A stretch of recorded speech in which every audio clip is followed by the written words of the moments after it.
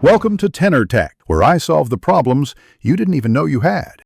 You start by using accounts that can connect apps. Sign into Google and Zoom now.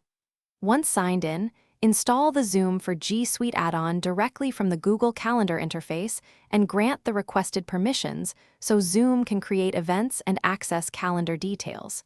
Make sure to use an account with scheduling rights if you manage shared calendars. After granting permissions, refresh Google Calendar and open an event to confirm the new Zoom option appears. This begins the integration. You now configure how meetings behave. Go to the Zoom web portal and set meeting defaults, security, waiting room, and audio, so every calendar-created meeting follows your policy. Then, open a Google Calendar event, select Add Conferencing, and choose Zoom. Once linked, pick the meeting options you prepared so meetings consistently use the right security and audio settings. Make sure alternative hosts or co-hosts are added by email so they can start the meeting if you're absent, and save the event to commit changes.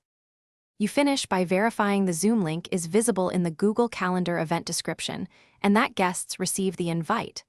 Open the link to confirm the meeting joins as expected. If the link is missing, reauthorize the Zoom add-on in Google Workspace or uninstall and reinstall the add-on, and then sign in again to reattach permissions.